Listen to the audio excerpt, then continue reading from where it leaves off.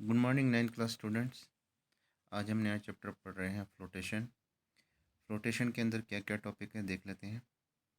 Thrust and pressure, second factor on which pressure depends, third buoyancy, fourth density, fifth Archimedes principle, sixth application of Archimedes principle, seventh relative density and eight जो numerical based question answers होंगे।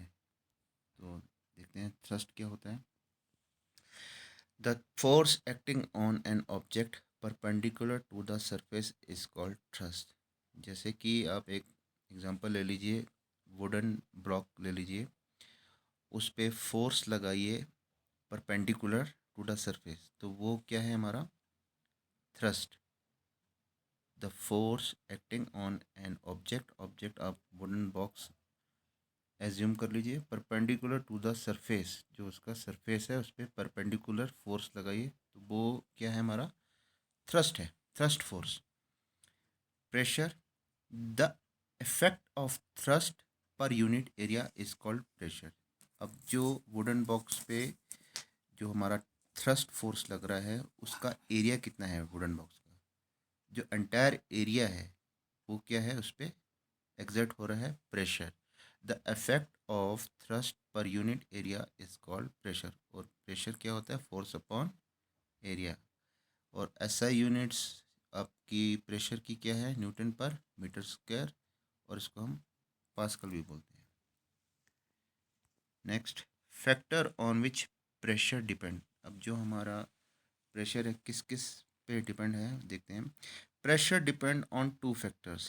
पहला है force applied, जिस पे object पे force applied हो रही है।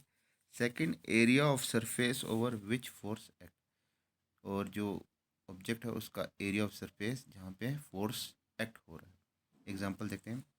The base of high buildings is made wider so that weights of walls act over a large surface area and pressure is less। जैसे कि हमारी जो हाई बिल्डिंग्स होती हैं उसका क्या वाइडर एरिया होता है, काफ़ी वाइडर एरिया पे अपना ये बिल्डिंग्स बनती हैं जिनके जो कि वेट्स को संभाल सके, so that the weights of all act over a large surface area. जो वेट है वो लार्ज सरफेस एरिया पे एक्ट हो जाए, और जहाँ पे लार्ज सरफेस एरिया पे वेट होगा तो वहाँ पे प्रेशर क्या आएगा, लेस होगा। जैसे कि आप एक रॉक देख लीजिए, जैसे माउंटेन में रॉक्स वगैरह होते हैं काफ़ी बड़े बड़े, जो कि काफ़ी लार्ज एरिया में फैले हुए होते हैं, उन पे जब फोर्स लगती है एयर की तो वो हिलते नहीं, क्योंकि वो वहाँ पे उन्होंने उस सरफेस जो लार्ज सरफेस एरिया पे उनका जो वेट है काफ़ी हैवी है, हैवी स्ट्रक्चर है, तो वहाँ पे प्रेशर क्या पड़ेगा, फोर्स एयर का लेस होगा, तो प्रेशर वहाँ पे लेस होगा।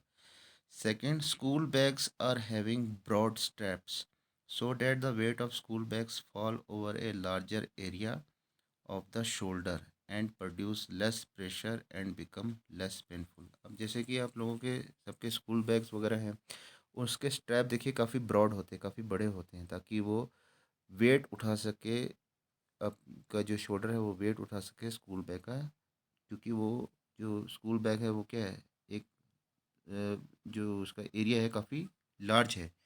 School bags are having broad straps so that the weight of school bags fall over a larger area of the shoulder and produce less pressure, और उस पर हमारा प्रेशर जो है शोल्डर पे वो लेस होता है, और ये क्या है बिकम लेस पेनफुल, और जो पेन होता है वो भी लेस होता है, painful become less painful.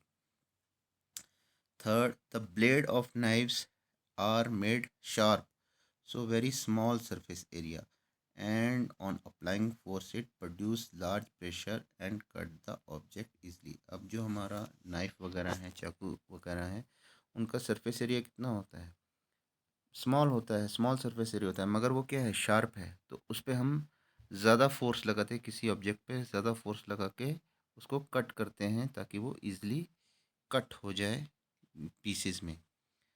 Next, for all liquid and gases are fluid and they exert pressure in all direction. जो हमारा लिक्विड और गैसेस है ये क्या है, एक तरह का फ्लूइड है और ये एक्सर्ट प्रेशर करता है ऑल डायरेक्शन में, क्योंकि लिक्विड में आप कुछ चीज़ डालें तो वो एक्सर्ट करता है अपवर्ड्स की तरफ।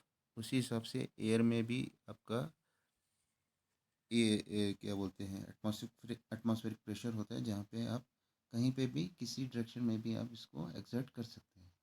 तो ये थे इसकी 4 एग्जांपल।